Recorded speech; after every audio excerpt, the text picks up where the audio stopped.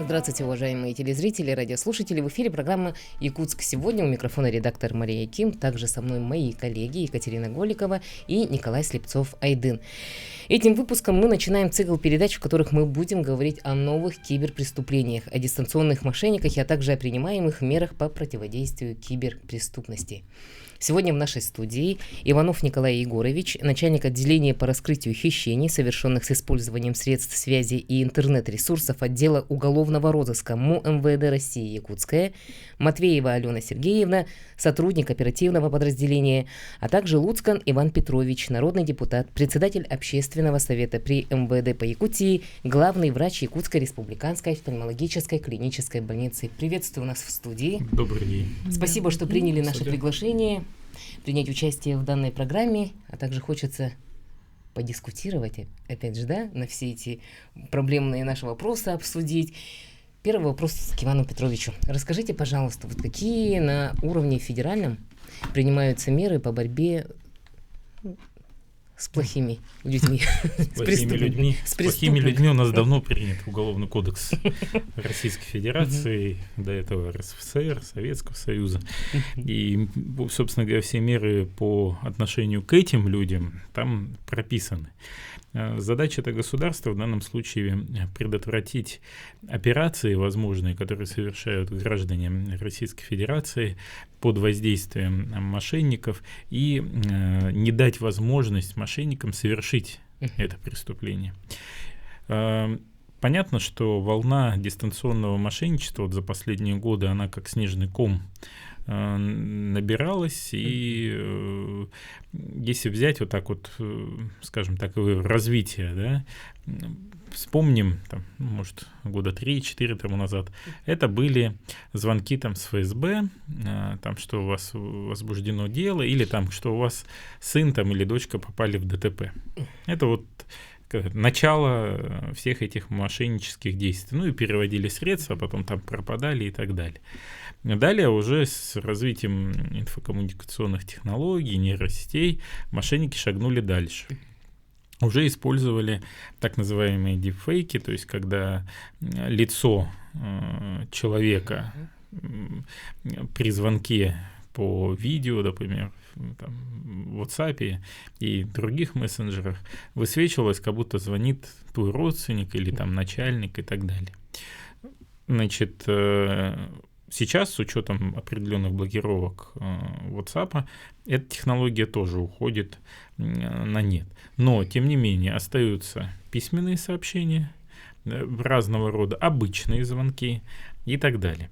Государство планомерно стало вводить законодательные меры в отношении, значит, способов вот этого дистанционного мошенничества. Первое, вот то, что людей очень сильно раздражает, и я понимаю почему, потому что 95% людей в целом-то адекватно воспринимают ту информацию, которая идет и от органов правопорядка, и от нас, общественников, да и в целом средства массовой информации про это мошенничество постоянно говорят, иногда уже на подкорковом сознании ты уже что-то осознаешь, что что-то не то. Особенно, когда звонят там с чепухой всякой. Вот. Но, тем не менее, 5% этих людей остаются, причем они лишаются очень больших сумм денег, о которых я вот в ряде примеров расскажу чуть позже. Что было принято? Первое, значит, это ограничение по сим-картам. Можно в госуслугах поставить самозапрет на выдачу сим-карт и тем самым не дать возможность на твое имя оформить дополнительные сим-карты, которые потом используются мошенниками при звонках. Это первое. Второе. Значит, это по поводу переводов средств. Есть ограничения, там 50 тысяч, 100 может попасть под блокировку самого банка, если он увидит, что эта операция подозрительна. Если вы, допустим, ежемесячно переводите эти средства, то вопросов никаких к вам даже к 50 тысячам не возникнет. Но если вдруг человек, который в течение года там снимал там 1-2 тысячи, вдруг начинает в течение нескольких часов переводить странные суммы там по 50, по 100 и более сумм на разные счета, соответственно, банк автоматом заблокирует эти операции, И чтобы потом разблокировать, это надо пройти целую процедуру идентификации, подтверждения этих всех операций через сотрудника банка, вспоминать свое кодовое слово и так далее. Которое никто не помнит. У меня была смешная история, значит, у самого, что 2 карточки было, на одном там сумма была там 1030 оставалась, и вот я решил ее закрыть и перевести на свой же счет в Сбербанке. А та была у нашего национального банка, Алмаз-Эргенбанка. Я ее только перевел, тут же ее заблокировали. Мало того, что заблокировали саму и карточку, и вообще сказали, иди только в офис, и только там с тобой будем разговаривать. Вот это пример, потому что я ей не пользовался, а тут хоп, и неожиданно решил вывести все остатки. Это вот пример, как это работает. Сам с этим столкнулся, понимаю, что это нужно, хотя определенные там неудобства мне это доставило, но тем не менее я осознаю, что все-таки это защита людей. Следующие меры это связанные, они и направлены на борьбу с беспилотниками, и в том числе с дистанционным мошенничеством. Это когда сим-карта в случае, если за границей побывала, то ее в последующем блокируют, и ты проходишь идентификацию по ссылке, сам подтверждаешь, что ты вернулся, ты это ты, и, соответственно, ты можешь дальше пользоваться. Мобильный интернет тебя ограничивает. А та же самая история, если 3 суток ты был без связи. Вот, кстати, наши, наверное, охотники-рыбаки с этим столкнутся. Вот, сейчас просто не такой активный сезон, а вот весна, лето, когда люди будут уезжать и без связи быть несколько дней. Возможно, им будут приходить вот эти сюрпризы, но тоже ничего страшного нет, там по ссылке проходишь, подтверждаешь, это достаточно все быстро. Следующие меры, это связано с ограничением деятельности мессенджеров. Да, вижу бурное по поводу этого обсуждения, что вот, не дают нам общаться и так далее. Опять же, полностью согласен с людьми в части их возмущений. Я их понимаю прекрасно, что добропорядочный гражданин, который не ведет никакой незаконной переписки, получается, его лишают общения. Но вот теперь к примерам как раз-таки, да, о которых я обещал тоже сказать. Вот мы с коллективом регулярно встречаемся и по поводу действий мошенников проводим собрания, рассказываем, какие истории были в нашем коллективе. Офтальмологическая больница, как и многие больницы, не исключение, которая подвергается регулярными атакам мошенников звонками, как будто я там звоню с липовых номеров, моей замы, мне звонит министр здравоохранения республики, там России даже как-то было, об этом там отдельно тоже упомяну. И вот вроде все сидят, все кивают, говорят, да ни в коем разе мы не попадем. Сводка от коллег приходит с МВД, вот у вас в больнице там вот то-то. Выясняют, да, действительно, казалось бы, человек с высшим образованием, голова, руки, все есть, тем не менее попал.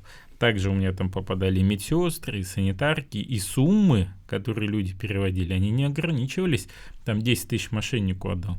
Суммы доходили до 9 миллионов рублей с одного человека. Вот это к вопросу о том, что важнее, да, немножко там быть ограниченным в общении в одном мессенджере, да, или же потерять 9 миллионов рублей. Человек абсолютно вменяемый, там заслуженный, перезаслуженный. Но вот такая история с ним случилась. Вот под воздействием, не знаю, там, гипноза, еще каких-то мер воздействия, эта сумма была переведена мошенникам. И все, ищи свищи. А это же были взяты кредиты под обязательства, если банк сейчас начнет истребовать это обратно, это же квартира встает, вопрос-то уже единственного жилья. Как быть-то в этом случае? И понятно, что вот те меры, которые принимаются, они необходимы, да, они не популярны, но мы понимаем, что они направлены именно на то, чтобы снизить количество вот этих переводов людей. Вот очень часто страдают люди далеко не богатые. И для них вот эти вот суммы, которые они где-то копили или взяли в кредит, это потом очень большая непосильная ноша. Я бываю в районах республики, очень часто встречаюсь и с коллективами районных отделов, отделений полиции, общаюсь там с коллегами в части преступности, насколько идет рост, какая динамика. И вот прошлые года это была стабильность в части роста преступлений в области дистанционного мошенничества. Особенно там, где есть хороший интернет.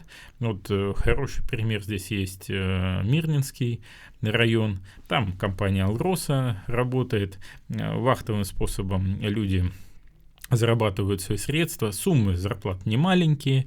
И там уже знают, в какие дни звонить. В день выдачи зарплаты, да, начинается обработка дистанционная этих людей. И там прямо вот такими волнами идет, значит, обработка персонала компаний. В больнице у меня, да, вот теперь уже конкретно как меня пытались развести, значит, звонят, ну вот я открываю, да, вроде лицо знакомое, да, но я всегда в этом плане аккуратен, начинаю там такую общую беседу издалека. Вижу, человек головой боится крутить. Хотя как будто бы человек, которого я знаю. Значит, ну так, разговор ни о чем, там, как у вас дела, заболеваемость, как работает, ну, такие же и у меня односложные ответы. И потом он задает вопрос про людей, которые уже не работают давно.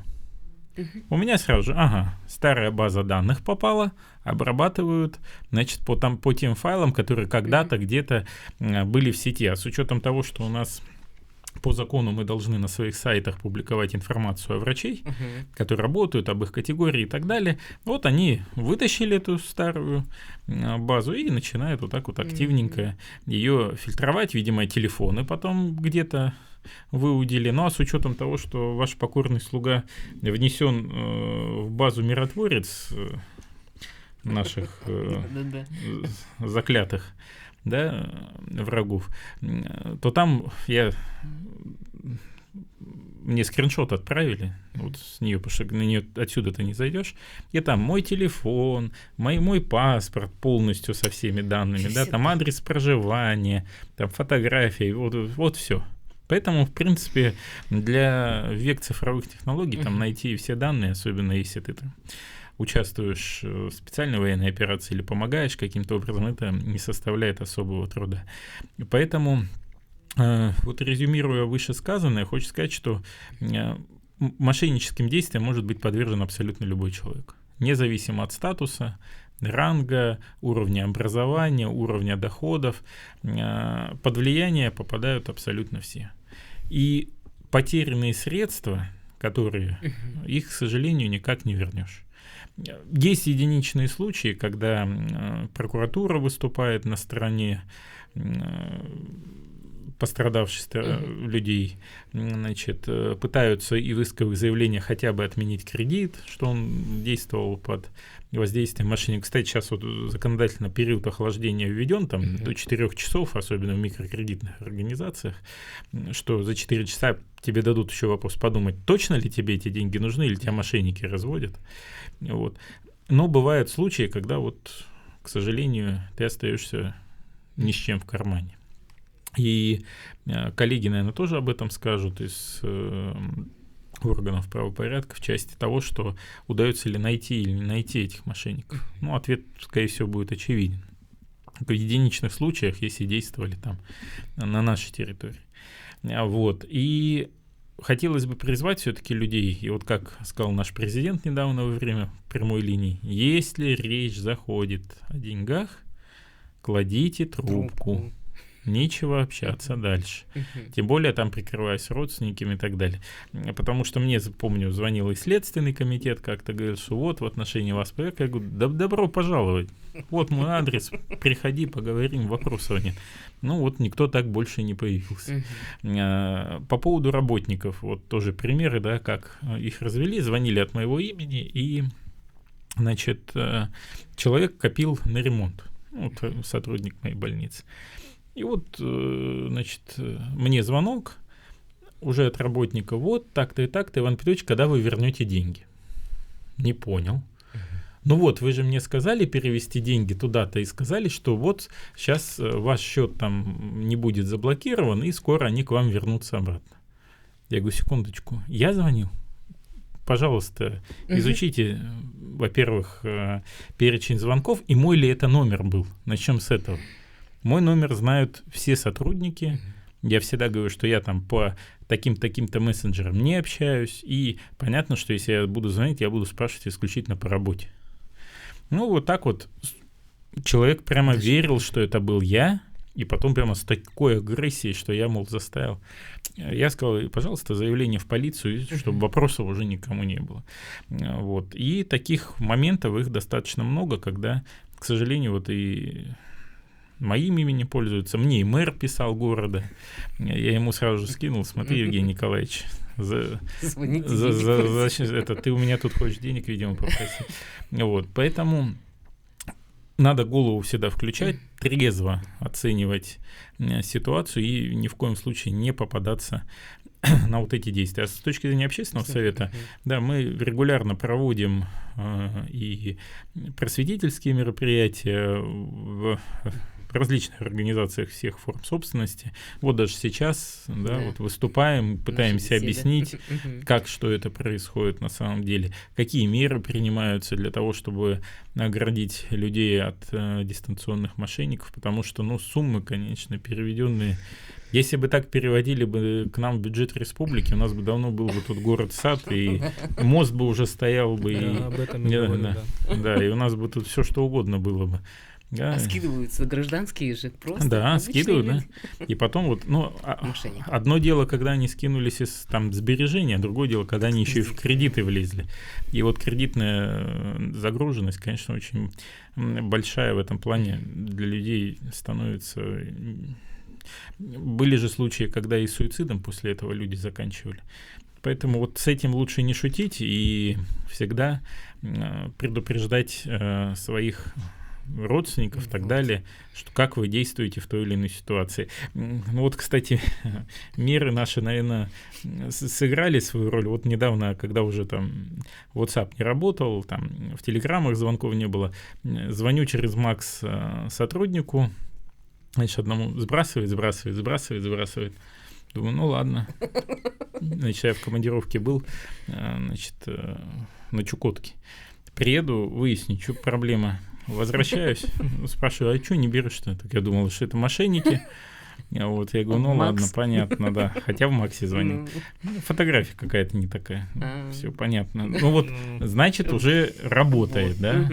Вот, поэтому можно там заранее написать какое-то кодовое слово, придумать для общения между родственниками там, и коллегами, о котором мошенники знать не будут. И это принесет какие-то свои плоды. Это вот так вот, если... У меня вопрос к вам как к народному депутату.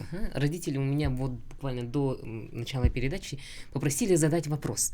Не нужно ли у нас, да, хотя бы на уровне республики, внести какие-то новые вот эти вот уроки по финансовой грамотности в школе? Не финансовая грамотность, а сколько там денег, а именно по мошенничеству. Там какой-то класс взять, 8-9, и там именно прям такие целевые уроки проводить, чтобы они прям не попадались мошенникам. У нас буквально 2 минуты осталось. Да, я успею ответить. Конечно. На самом деле это уже есть, просто этот инструмент надо правильно использовать. Это называется разговоры о важном.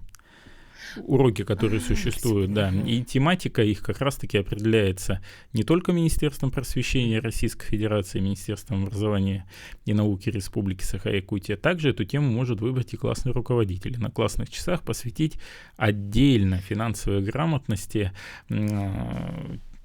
свои там 30-40 минут вот этого часа или урока. Плюс к этому мы обсуждали вопрос в целом введения урока по финансовой грамотности, но это уже в более старших классах, там по бизнес-моделям поведения и так далее, потому что все-таки нам надо обучать детей грамотно распоряжаться своими финансами. Потому что дети тоже становятся жертвами мошенников. Там в игры они сейчас онлайн активно играют, берут карточки своих родителей, в этих карточках пин-коды туда вводят, покупают себе этих персонажей, там себе там оружие, если это мальчики, там, да, девочкам там другие игры, прокачивают своих героев и тем самым тратят деньги своих родителей. А потом их у них еще и выуживают мошенники, потому что как будто бы играют там с ребенком, а на самом деле там взрослый дядя, который или тетя, который их развел, и там пин-коды все выяснил, CVC-коды и так далее. Поэтому еще раз призываю, будьте осторожны, смотрите за своими детьми, чем они занимаются в онлайн-пространстве. И спасибо большое сейчас Ивану Петровичу, да, мы вас, к сожалению, наша беседа с Иваном Петровичем завершается, у Ивана Петровича дела, и перейдем на рекламу, проводим вас. Спасибо большое, что пришли. Мы продолжаем нашу беседу в программе «Якутск сегодня». Тема «Борьба с мошенниками». Со мной остались Алена Сергеевна Матвеева, сотрудник оперативного подразделения, а также Николай Егорович Иванов, начальник отделения по раскрытию хищений, совершенных с использованием средств связи и интернет-ресурсов отдела уголовного розыска. Ну, прям вообще, мне кажется, в системе вот в этой работать и ловить этих злодеев. Статистика какая? Ну, в общем-то, смотрите, в текущем году у нас идет снижение благодаря государственным различным законам, да, вообще все государство проводит профилактику данных преступлений, поэтому общая работа совместная дает свои плоды. В общем-то, у нас зарегистрировано 1306 преступлений дистанционных мошенничеств, снижение на 8%. Возможно, это кажется, что это немного, но мне кажется, это прям весомый хороший результат. Показатель, да. Потом у нас идет снижение по ущербу, по общей сумме, да. Мы на 11 миллионов, соответственно, потерпевшие на 11 миллионов меньше как бы потратили свои деньги. Не скажу, что это прям это что-то хорошо или плохо. Конечно же, это всегда плохо. Сумма большая. 486 миллионов, как-никак в прошлом году 497 миллионов. Это ущерб нашим гражданам. Да, это только по городу. О масштабах страны, так это вообще страшная цифра. То есть все это влияет на финансовое благосостояние наших людей, в целом вообще потом в последующем на саму работу всей системы, государства. Ну, в общем-то, проблемы отсюда и возникают. Поэтому борьба с данным видом преступления, она, конечно, нужна в наше время, надо помогать нашим людям, да, рассказывать, информировать, различные программы государственные. Правильно сказал Иван Петрович, то, что государство все изучает, анализирует все пути, выходы, какие способы мошенники используют, да, и, соответственно, с помощью вот этого анализа принимает различные законы. В настоящее время, что касается законов, у нас более такой вот, возможно, работоспособный, но пока в практике он уже зафиксированы случаи, уже таких много случаев по стране. В общем-то, блокировка происходит, банк сам блокирует физическое лицо, либо организацию, если есть подозрение, что деньги поступили без согласия клиента, то есть с другой стороны. Допустим, вы отправляете деньги Николаю Егоровичу, он, соответственно, вы потом заявляете, что произошло мошенничество, он думает, либо он действительно участник схемы, либо он не участвует в этой схеме, но то есть он может быть добросовестным пользователем банковской карты, счета своего. Банк должен как бы выяснить. Ему кажется, вы заявили, соответственно, в полицию заявление то, что у вас похитили деньги. Николай Егорович заблокировали, просят от него предоставить документы, он не понимает, что происходит, соответственно, обращается в банк, банк говорит, идите, обращайтесь в полицию, разбирайтесь с ними, вы где-то фигурируете, ваши там данные, что-то такое, да. Соответственно, люди не знают, что делать, пишут в полицию, помогите разблокировать. Это вообще как бы так происходит, то, что по закону банк предоставляет данные о лице, который, возможно, использовался в мошеннической схеме. Эту информацию проверяется. Он предоставляет Центробанк. Центробанк ведет реестр. Все банки имеют доступ к этому реестру по операциям, которые прошли без согласия клиента, то есть того лица, который отправил деньги. И они уже, остальные банки, по своему усмотрению принимают решение блокировать это лицо, которому поступили деньги, или нет. Соответственно, как правило, из последних обращений людей, которых заблокировали, их абсолютно блокируют во всех банках. Банки стали так принимать решения, да, чтобы избежать каких-либо неприятных ситуаций, финансовых каких-то операций, разбирательств, они просто человека блокируют, да. Ну, ситуации бывают разные. К нам обратилась, допустим, женщина, она собирала деньги от всего класса, да, и другая, получается, родительница, ей поступили деньги каким-то там образом, где-то она там участвовала, да, в общем-то, мошеннические деньги поступили преступным путем, часть. И потом уже по цепочке поступили к основному казначею. И казначея заблокировали в этой цепочке, да. Ну, вот что хочется пожелать и вообще в целом сказать, какие рекомендации в данной ситуации. Если вас заблокировал банк, то вам необходимо обратиться в ваш банк, который заблокировал, соответственно, да.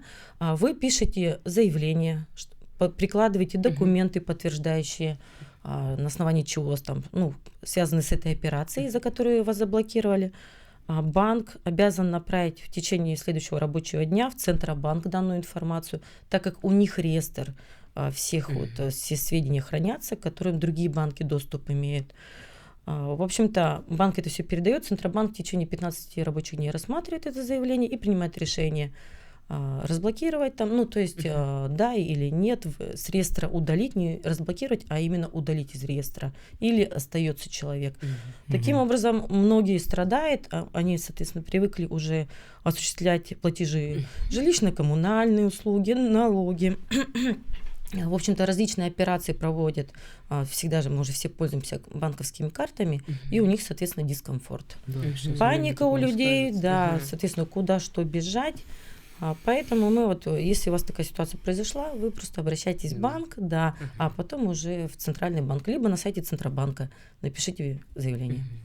Ну, опять же, да, Новый год у нас начался, 2026, 25 мы закрыли благополучно. Благополучно закрыли, да. И опять в новогодние праздники, после новогодних праздников мы выходим, новостники смотрим, и сводка. Люди продолжают попадаться. К сожалению, да, продолжают. Сейчас опять в последнее время, вот опять же начались звонки с домофон-сервиса, госуслуги, взломы. Сейчас взломы опять же продолжаются, да. Оператор сотовой связи, то же самое, сейчас активно начинает продолжаться. Звонок с любого там МТС, Мегафон, сотовой связи, продление абонентского номера, да. И люди на это до сих пор ведутся, диктуют коды, потом опять же звонки с ФСБ, Центробанк, и дальше поехало там.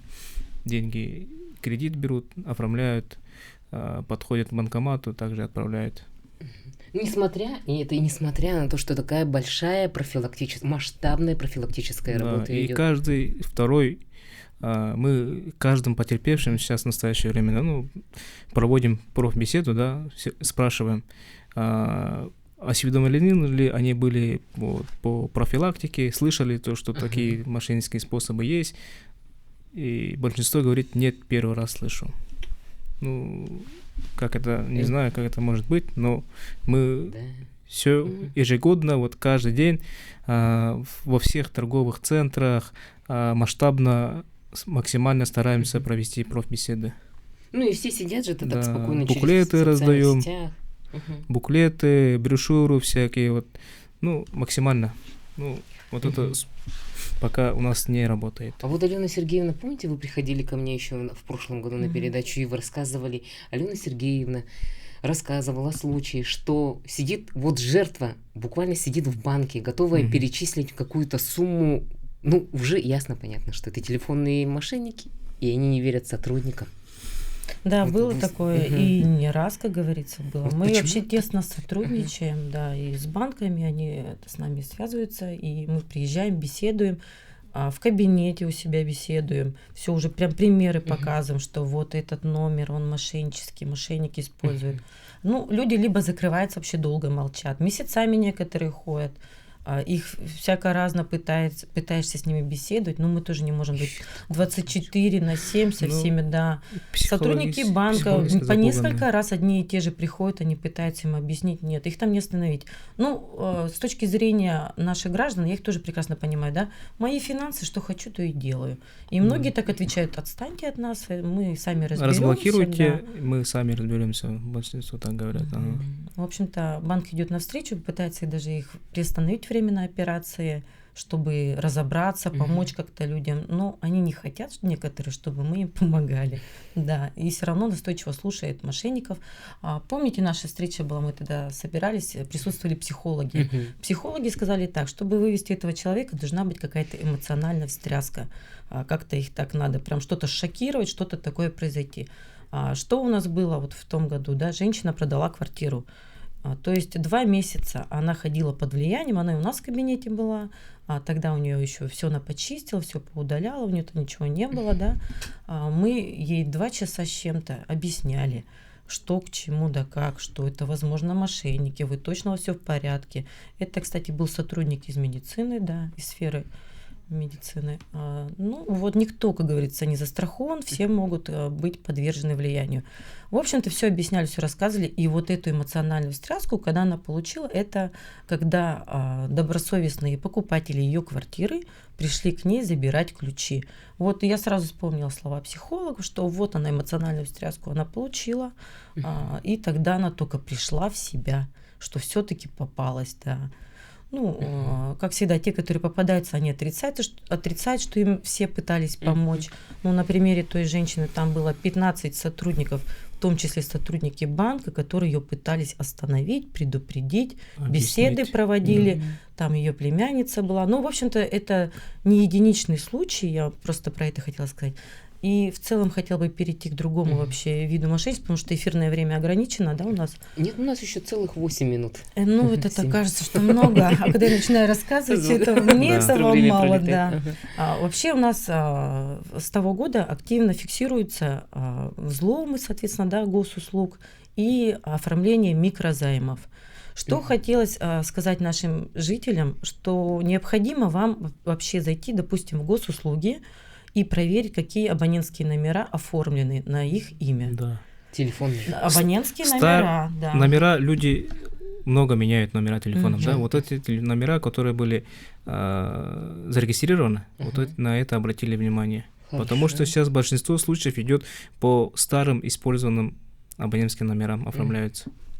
Вот Иван Петрович сказал, что можно поставить там запрет на оформление других абонентских номеров. Это вот что первое необходимо сделать. Потом второе, проверить, опять же, с помощью авторизации через госуслуги, допустим, какие счета открыты в личном кабинете налогоплательщика, также можно проверить. То есть, если вы какими-то счетами не пользуетесь, ранее вам они были необходимы, но сейчас они вам не нужны, мы вам рекомендуем их закрыть. Почему?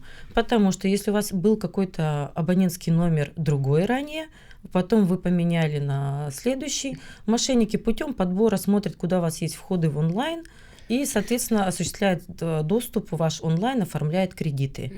Это, как говорится, база, которую необходимо сделать. Да.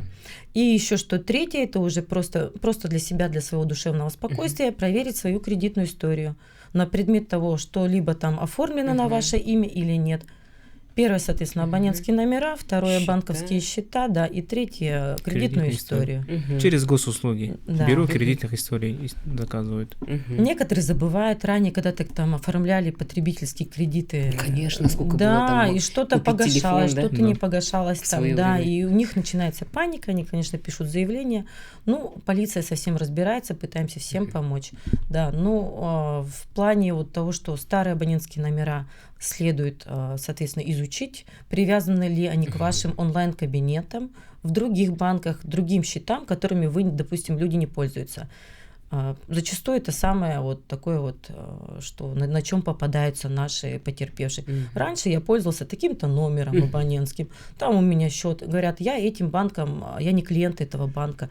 Когда загружаешь счета, видим счета, что действительно клиент там. Когда-то ипотека была, открыли счет эскроу, и все. И вот он болтается, никто не закрыл, и человек думает, что у него нету других счетов. Поэтому необходимо удостовериться.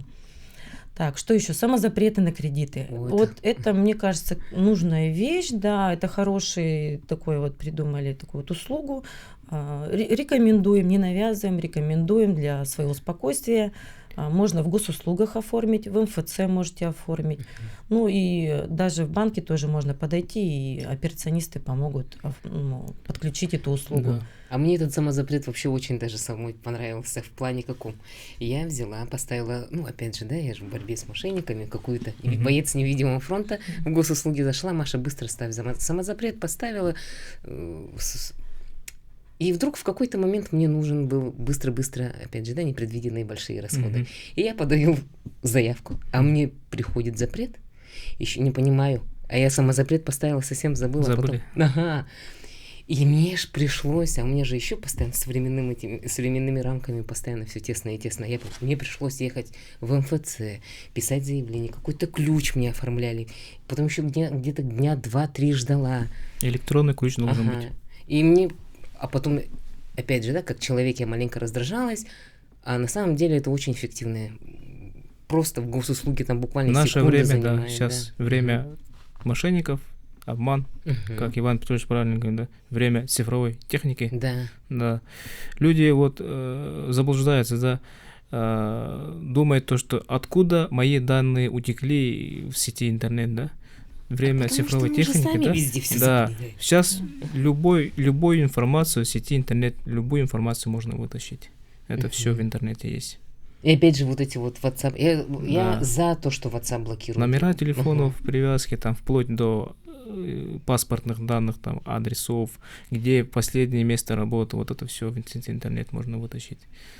Ну вот как блокировка вот это вот стала, да, вот временная такая с интервалами, все-таки это сказалось у нас на регистрации преступления, да, то есть мошенникам стало тяжело осуществлять звонки нашим гражданам, соответственно, и это меньшая регистрация, и вообще в целом как бы это лучшие меры, хоть и дискомфорт у людей, людям неудобства, но государство как может защищает и помогает, да. Поэтому вот эти меры, которые блокировка, потому что я сама хотела мужу подарок, допустим, сделать, да, оформляла на иностранном сайте, соответственно, иностранный магазин, но меня банк заблокировал.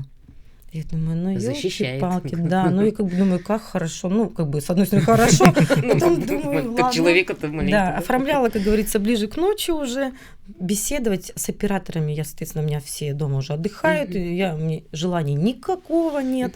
Думаю, что поделаешь, надо связаться. Все, разблокировали меня, потом опять тут же блокируют тот же банк, та же самая операция. Я-то знаю, что сайт все настоящее, все официально. Я прежде чем покупки сделать, я, конечно же, там еще раз проверяю, да. Поэтому пришлось перевести деньги в другой банк, как мошенники делают, да, наших потерпевших просят, переведите в другой банк, и, соответственно, и где получится, там получится, соответственно. Сейчас еще вот что касается законодательной, да, базы, сейчас еще есть такая обязанность, банки должны обязательно уведомить своего клиента, если есть какие-то операции по переводу крупных сумм. То есть должны созвониться, там, сообщение отправить, то есть убедиться, что это действительно сам клиент оформляет вот эти операции. Это уже как обязанность. Раньше они сами мониторили, а сейчас это уже обязанность банка. И, соответственно, некоторые мошенники, чтобы как-то что-то обойти, просят клиентов того банка, к которому относится карта, просят снимать в банкомате другого. К сожалению, время подходит к концу. И я хочу, опять же, спасибо большое, что пришли. Ждем и ваших коллег, и вас тоже мы очень будем ждать. Спасибо большое. Берегите себя и своих близких от мошенников. Спасибо.